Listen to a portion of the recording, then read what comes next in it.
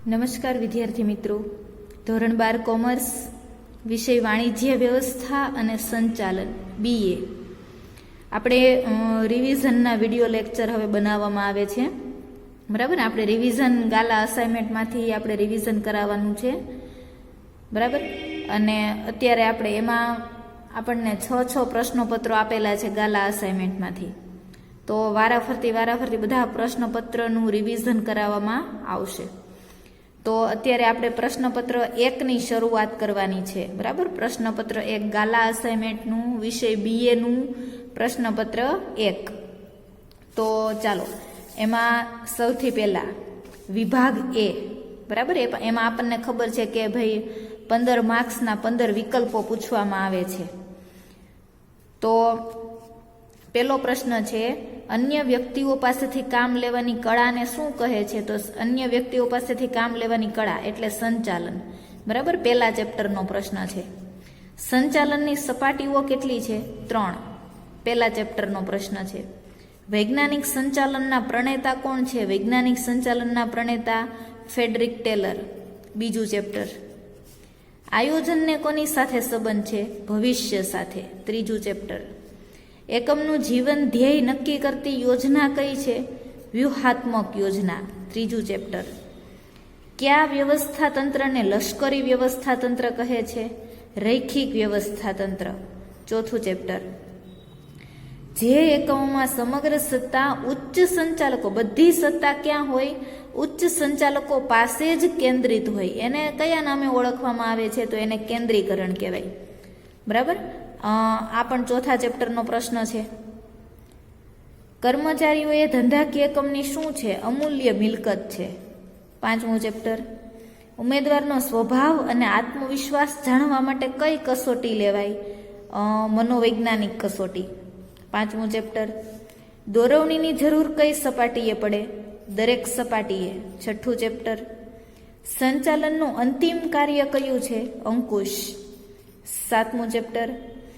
વિદેશી રોકાણ સંસ્થાએ તેની નોંધણી કોની સમક્ષ કરાવવી પડે? તો સેબી. આઠમું ચેપ્ટર. ટ્રેઝરી બિલ ભારત સરકાર વતી કોણ બહાર પાડે? RBI, Reserve Bank of India. નવમું ચેપ્ટર. બજારીય વિભાવનામાં કેન્દ્ર સ્થાને કોણ હોય? ગ્રાહક. 10મું ચેપ્ટર. જ્યારે ઉત્પાદક છે એ ગ્રાહકને સીધું જ વેચાણ કરે ત્યારે કેટલી સપાટીવાળી વિતરણ વ્યવસ્થા ઊભી થઈ કહેવાય? 0 સપાટીવાળી. 10મું ચેપ્ટર. બરાબર, એના પછી વિભાગ B. તો વિભાગ Bમાં 1-2 વાક્યમાં ઉત્તર આપવાના હોય છે, દરેકનો 1 ગુણ. એવા પણ આપણે 15 પ્રશ્નો પૂછાય છે. 15 પ્રશ્નોના 15 માર્ક્સ. એકમના સંચાલન અંગેની સર્વોચ્ચ સત્તા ધરાવતી સપાટી કઈ છે? બરાબર, તો પહેલા ચેપ્ટરનો પ્રશ્ન છે. સૌથી વધારે સત્તા કઈ સપાટી પાસે હોય? ઉચ્ચ સપાટી પાસે. મધ્ય સપાટીને બીજા કયા નામે ઓળખાય? પહેલા ચેપ્ટરનો પ્રશ્ન. મધ્ય સપાટીને બીજા કયા નામે ઓળખાય? અધિકારીઓની સપાટી. બરાબર, અધિકારીઓની સપાટી. પહેલા ચેપ્ટરનો પ્રશ્ન. આ પણ પહેલા ચેપ્ટરનો જ પ્રશ્ન છે. CEO નું પૂરું નામ આપો. Chief executive officer. એના પછી આ બીજા ચેપ્ટરનો પ્રશ્ન. હુકમની એક વાક્યતા એટલે શું? બરાબર, હુકમની એક વાક્યતા એટલે શું? તો કે એક કર્મચારી છે, એક કર્મચારીને માત્ર એક અધિકારી તરફથી જ હુકમ આપવામાં આવે. સાંભળજો વ્યવસ્થિત રીતે. એક કર્મચારીને માત્ર એક અધિકારી તરફથી જ હુકમ આપવામાં આવે, એને શું કહેવાય? હુકમની એક વાક્યતા કહેવાય. હેતુ નિર્ધારણ એટલે શું? ત્રીજા ચેપ્ટરનો પ્રશ્ન છે.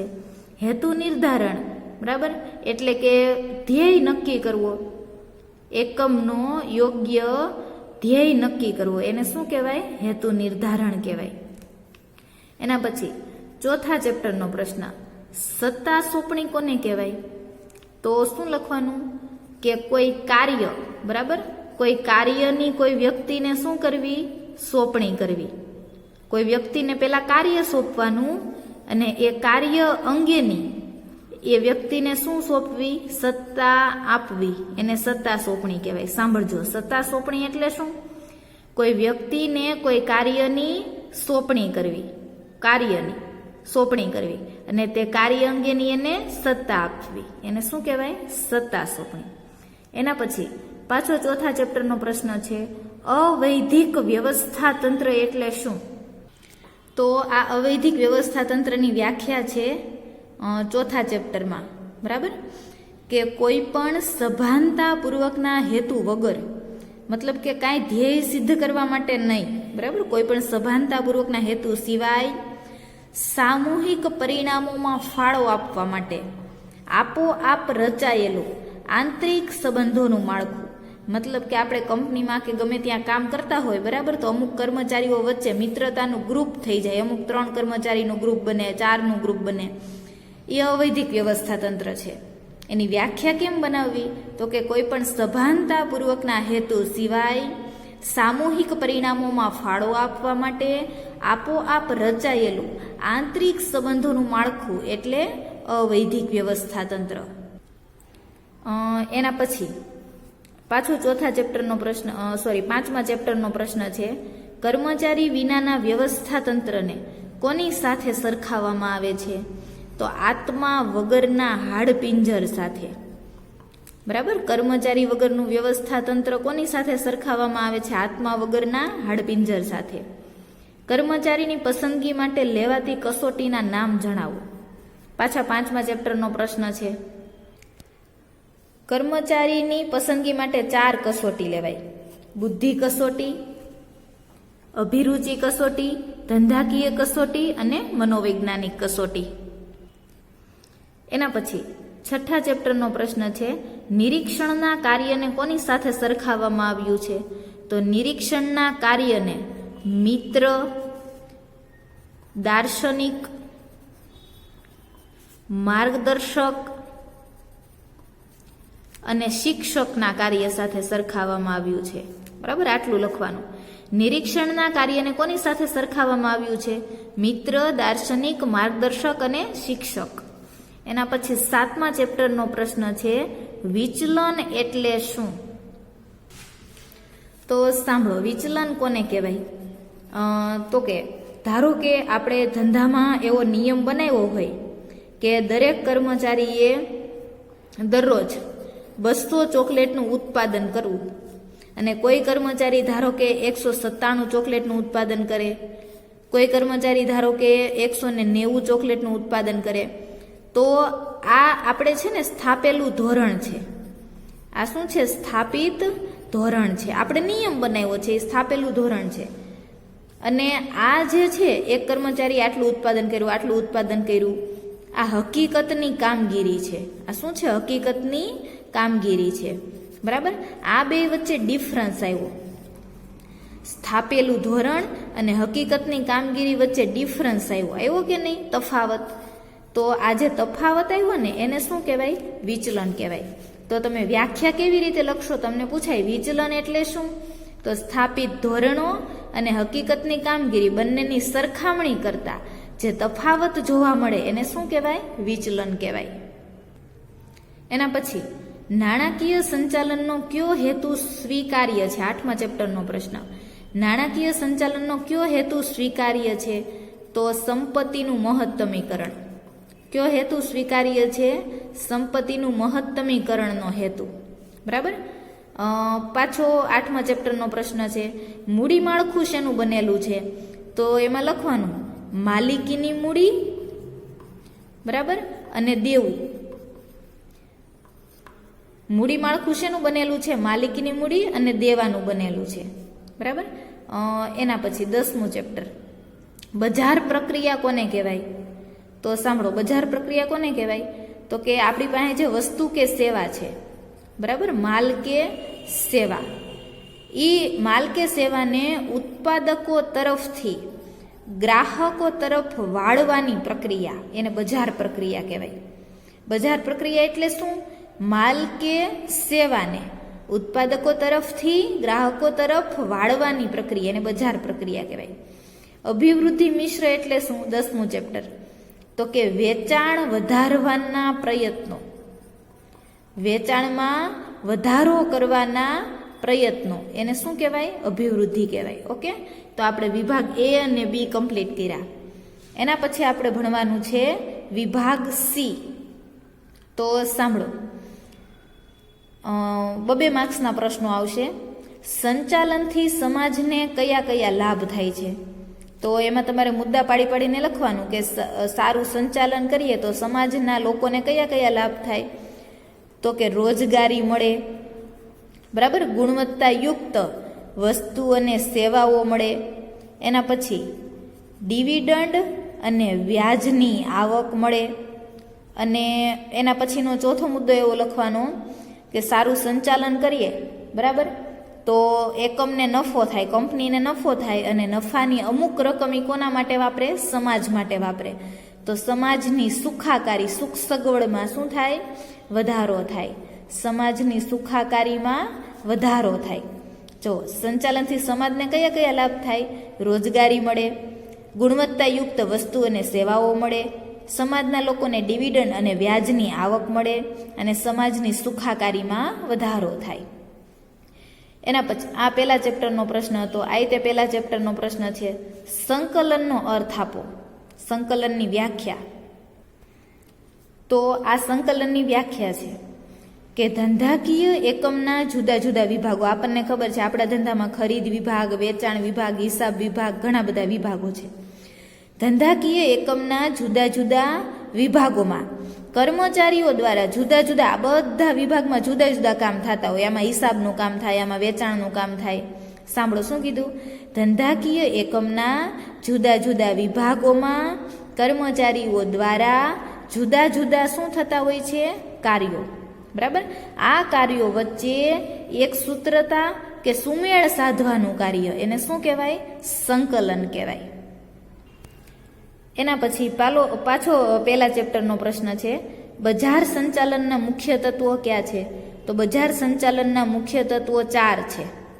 પેદાશ, કિંમત, વિતરણ અને અભિવૃદ્ધિ. બરાબર, બજાર સંચાલનના મુખ્ય તત્વો આ 4 છે. એના પછી 34મો પ્રશ્ન બીજા ચેપ્ટરનો છે રૂલ ઓફ થંબ કોને કહે છે? અને ગુજરાતીમાં હુકમનો નિયમ કહેવાય. હુકમનો નિયમ, રૂલ ઓફ થંબ. તો સાંભળો, રૂલ ઓફ થંબ કોને કહેવાય? અહીંયાથી શરૂ કરવાનું, બરાબર, 2 માર્ક્સમાં છે. એટલે ધંધાકીય સંચાલનમાં 2 વર્ગો હોય. ધંધામાં 2 વર્ગ હોય. એક તો માલિકો હોય ને બીજા કોણ હોય? કામદારો હોય. એમાં આ જે માલિકો છે એનો મુખ્ય હેતુ શું હોય? નફો મેળવવાનો. અને કર્મચારીઓ છે એનો હેતુ શું હોય? વેતન મેળવવાનો. તો બેયના હેતુઓ કેવા પડ્યા? અલગ અલગ. બંને જૂથના ધ્યેય વચ્ચે એક સૂત્રતા જળવાતી નથી. ધંધાકીય સંચાલનમાં 2 વર્ગો હોય, માલિકો અને કામદારો. માલિકોનો મુખ્ય હેતુ નફો મેળવવાનો, કર્મચારીનો મુખ્ય હેતુ વેતન મેળવવાનો. બંનેના ધ્યેય વચ્ચે એક સૂત્રતા જળવાતી નથી.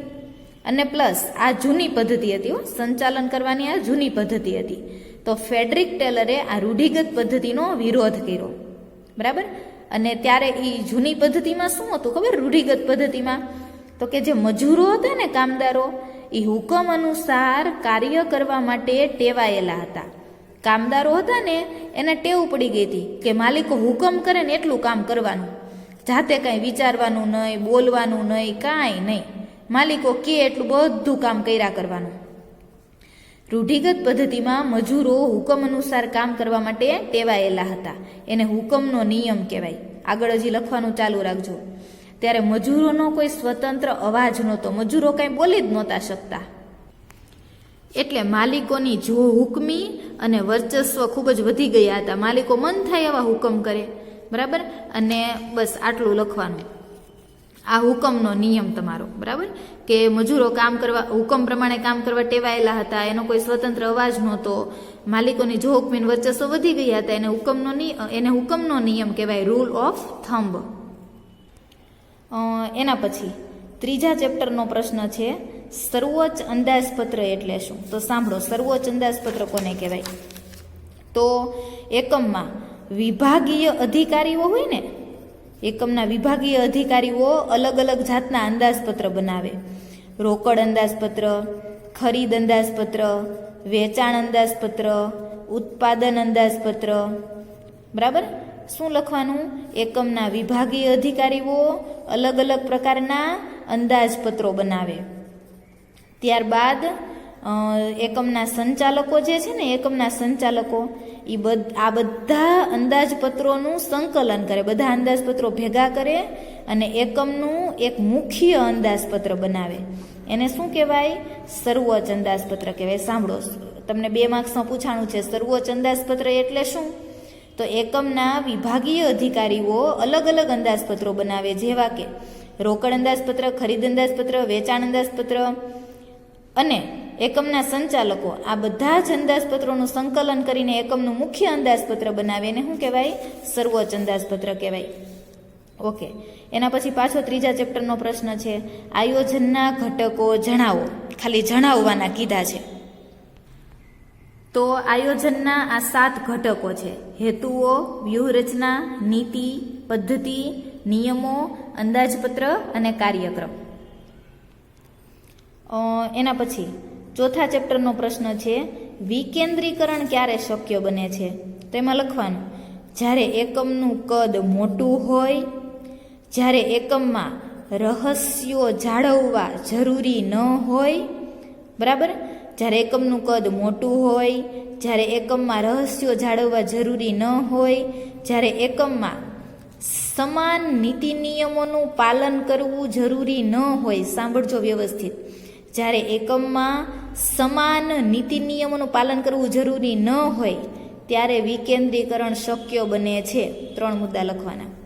એના પછી પાછો 4થા ચેપ્ટરનો પ્રશ્ન છે, વૈધિક અને અવૈધિક વ્યવસ્થા તંત્ર એકબીજાને પૂરક છે, સમજાવો.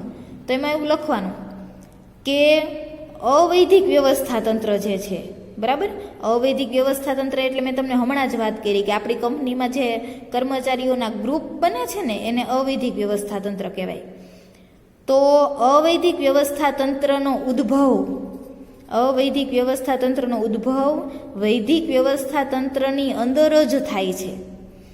અવૈધિક વ્યવસ્થા તંત્રનો ઉદ્ભવ વૈધિક વ્યવસ્થા તંત્રની અંદર જ થાય છે. બરાબર. એટલે વૈધિક અને અવૈધિક એને એકબીજાના શું કહેવાય? પૂરક કહેવાય. એના પછી 4થા ચેપ્ટરનો પ્રશ્ન છે, સત્તા અને જવાબદારીનું વિભાજન એ વ્યવસ્થા તંત્રનો પાયો છે. એટલે કે વ્યવસ્થા તંત્ર બનાવવું હોય તો સત્તા અને જવાબદારીનું વિભાજન કરવું જ પડે. તો એમાં શું લખવાનું? સાંભળો કે દરેક કર્મચારીને આપણે શું સોંપીએ છીએ? સૌથી પહેલા કાર્ય સોંપીએ છીએ. બરાબર. તો એને કાર્ય પૂરું કરવા માટે એને કાર્ય પૂરતી શું આપવી જોઈએ? સત્તા. તો જ એ કાર્ય વ્યવસ્થિત રીતે પૂર્ણ કરી શકે. તમે કામ સોંપી દો અને કામ વિશે નિર્ણય લેવાની, ખર્ચો કરવાની સત્તા ન આપો તો એ કામ કરી શકે નહીં. એટલે દરેક વ્યક્તિને એના કામ પૂરતી સત્તા આપવી જોઈએ. અને પ્લસ કાર્ય પૂરતી એને જવાબદારી પણ આપવી જોઈએ કે ભાઈ આ કામ તારું છે, એ તારે સમયસર પૂરું કરવાનું છે, આમાં બગાડ ન થવો જોઈએ, એવી એને જવાબદારી આપવાની. સત્તા અને જવાબદારી 2 આપો તો કામ વ્યવસ્થિત રીતે થાય અને આપણું વ્યવસ્થા તંત્ર સફળ થાય. એટલે વ્યવસ્થિત રીતે શું લખવાનું કે કોઈ પણ કર્મચારીને આપણે ધંધાકીય એકમમાં કાર્ય સોંપવામાં આવે છે, ત્યારબાદ એને કાર્ય પૂરતી સત્તા આપવી જોઈએ તો જ કાર્ય વ્યવસ્થિત રીતે થાય. અને કાર્ય પૂરતી જવાબદારી પણ સોંપવી જોઈએ. જો જવાબદારી ન સોંપીએ તો સત્તાનો દુરુપયોગ થાય. બરાબર. એટલે એને જવાબદારી પણ સોંપવી જોઈએ. સત્તા અને જવાબદારી બંને મળવાથી કામ સમયસર અને વ્યવસ્થિત રીતે પૂરું થાય છે. એટલે એવું કહેવાય કે સત્તા અને જવાબદારીનું વિભાજન એ વ્યવસ્થા તંત્રનો પાયો છે. એના પછી 5મા ચેપ્ટરનો પ્રશ્ન છે, ભરતીના આંતરિક પ્રાપ્તિ સ્થાનો અને બાહ્ય પ્રાપ્તિ સ્થાનોના નામ જણાવો. તો આ ભરતીના આંતરિક પ્રાપ્તિ સ્થાનો છે. બરાબર. બઢતી આપીને, બદલી કરીને, કર્મચારીના મિત્રો કે સગા સંબંધીને તક આપીને, અગાઉ છૂટા કરેલા કર્મચારીને પરત બોલાવીને, બઢતી સાથે બદલી કરીને અને પ્રતીક્ષા યાદી. આ ભરતીના બાહ્ય પ્રાપ્તિ સ્થાનો છે.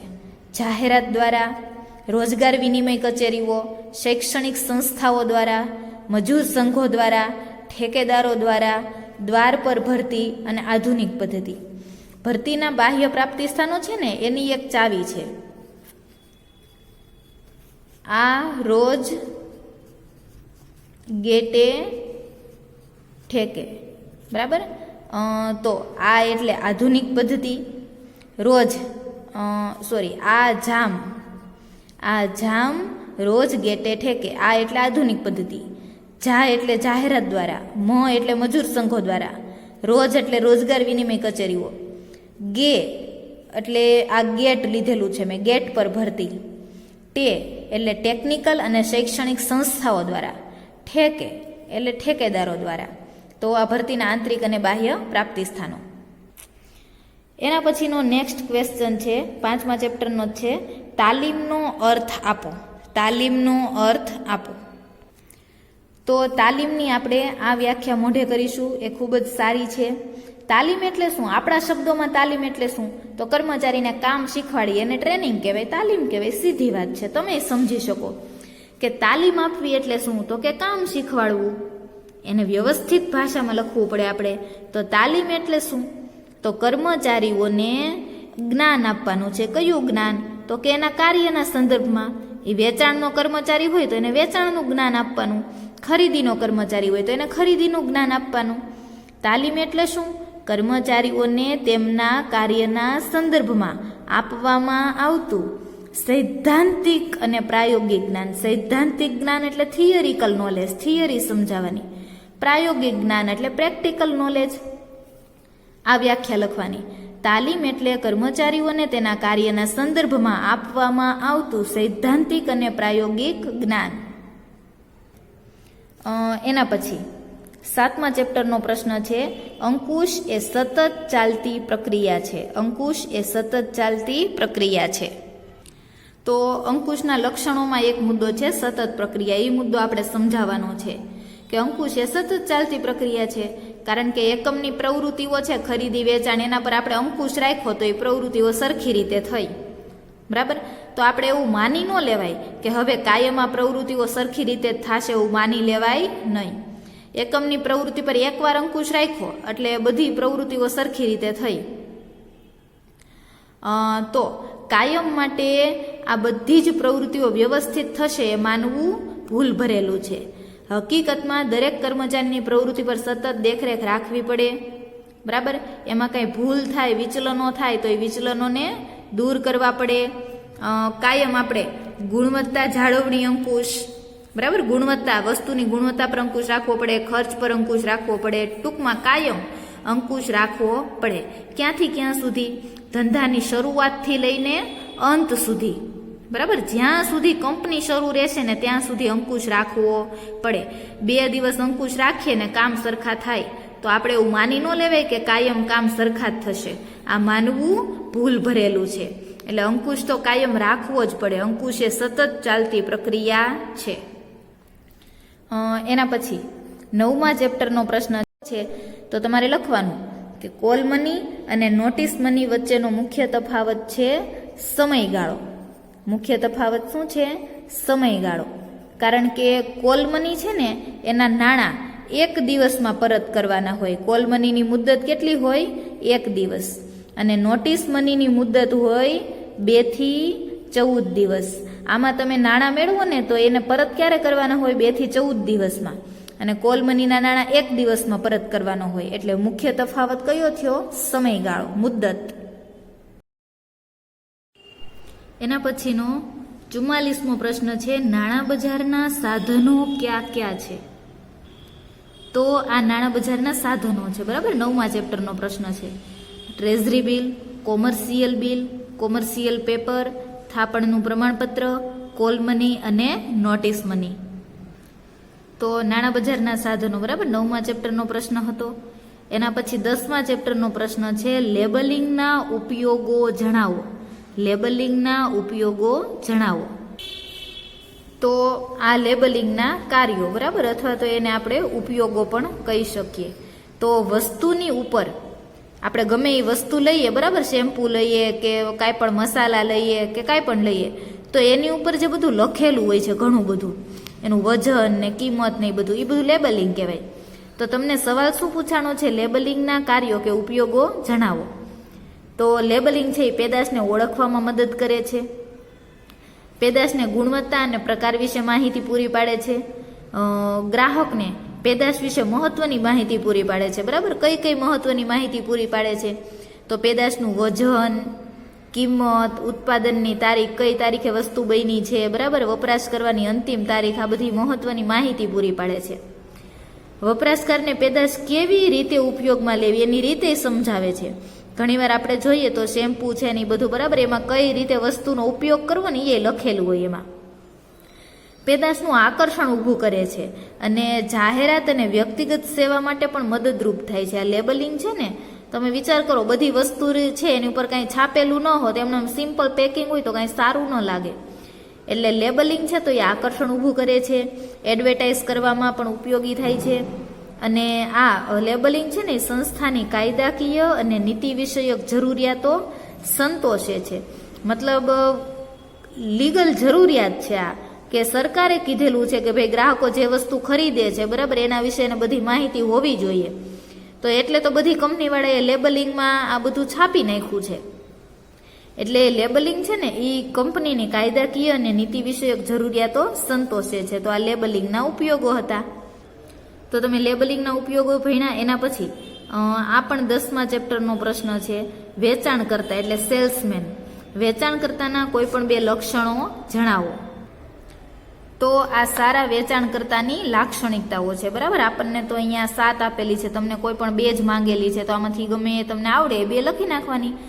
સારો સેલ્સમેન એની લાક્ષણિકતાઓ, તો વેચાણકર્તા દેખાવે સ્માર્ટ, ચાલાક, વાચાળ એટલે બધું વધુ બોલે એવો અને તંદુરસ્ત હોવો જોઈએ. વાતચીતમાં કુશળ અને બુદ્ધિ ચાતુર્યથી ભરપૂર અને આવડતવાળો હોવો જોઈએ. વેચાણકર્તામાં સૌથી મહત્વની બાબત એ છે કે એને ગ્રાહકો સાથે વાતચીત કરવાની કુશળતા હોવી જોઈએ. પેદાશ રજૂ કરવાની રીત સારી હોવી જોઈએ. ગ્રાહકને સમજાવવાની આવડત હોવી જોઈએ. વેચાણકર્તા, બરાબર, જે પેદાશ ગ્રાહકોને રજૂ કરે છે એ પેદાશ વિશે બધી જ માહિતી વેચાણકર્તાને હોવી જોઈએ. પ્રામાણિકતા એ વેચાણકર્તા માટે જરૂરી ગુણ છે. વેચાણકર્તા પ્રામાણિક અને સારા ચારિત્ર્યવાળો હોવો જોઈએ. પોતાના કામ પ્રત્યે ગંભીર અને નિયમિત હોવો જોઈએ. વેચાણકર્તા છે ને એ કંપનીના પ્રતિનિધિ તરીકે રજૂ થાય છે, એટલે વિનમ્ર હોવો જોઈએ. કારણ કે એ ખરાબ વર્તન કરશે તો કંપનીની છાપ ખરાબ થાય. અને વેચાણકર્તા ઉત્સાહી, શિસ્તબદ્ધ અને મહત્વાકાંક્ષી હોવો જોઈએ. તો તમને કોઈ પણ 2 પૂછ્યા છે આમાંથી વેચાણકર્તાની લાક્ષણિકતાઓ. અને એના પછી આ પાછો 10મા ચેપ્ટરનો પ્રશ્ન છે, બ્રાન્ડિંગની કોઈ પણ 2 લાક્ષણિકતાઓ જણાવો. બ્રાન્ડિંગ એટલે શું? કે આપણે વસ્તુની ઉપર, બરાબર, કંપનીનો જે સિમ્બોલ છાપીએ છીએ. આપણને ખબર છે, બરાબર, કે દરેક કંપનીનો એક સિમ્બોલ હોય. જેમ કે થમ્સઅપ છે, ઓડી છે, તો બધાનો એક સિમ્બોલ હોય. તો એ સિમ્બોલ જે છાપીએ છીએ ને એ શું છે? બ્રાન્ડિંગ છે.